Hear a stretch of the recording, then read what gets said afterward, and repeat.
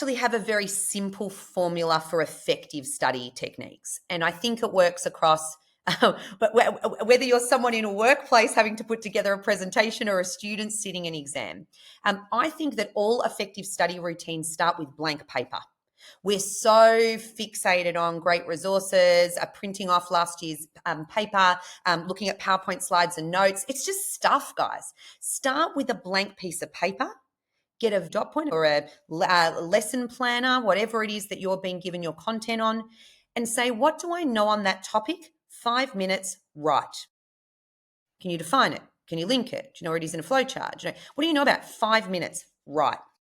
At the end of that 5 minutes, you'll then have a body of things that you know, and you'll also be able to say, what didn't spring to mind? Flick, flick, flick, go back to notes, go back to videos, go back to what it is. Oh, why didn't that spring to mind? I know it, I just didn't do it properly. Now, starting with blank slates means that you don't need anything to get started. It's a procrastination buster. Bang, blank paper, go. So the first thing in study routines is work out what I do and don't know. Don't spend time on things that I do know, making myself feel good. Work out where the blanks are. The second part of a really effective study technique is that you have to then put yourself in the brain of a teacher. Predictive questioning.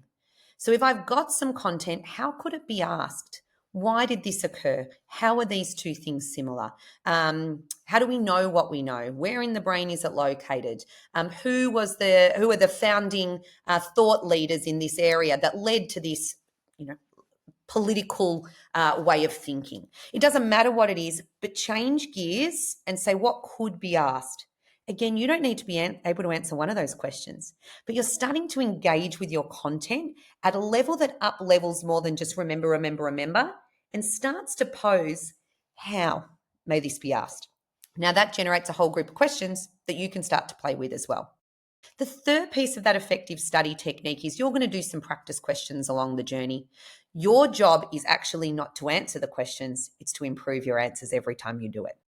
I can't tell you the number of people that do paper on paper on paper, and students hand me 5 papers to mark, and I'm like, I'm not marking that. And they're like, why? And I said, because I haven't marked the first one to tell you what's wrong with it to fix in the second. So paper 2, 3, 4, and 5 are a waste of your time and mine. Do the paper, work out where you need to improve, fix your language, fix your detail, fix your examples, go again. And so these 3 steps of blank paper, predict and question, language refining, hits really different priorities in a study pattern, but actually allows everyone to be successful in growth and development, not just in knowledge.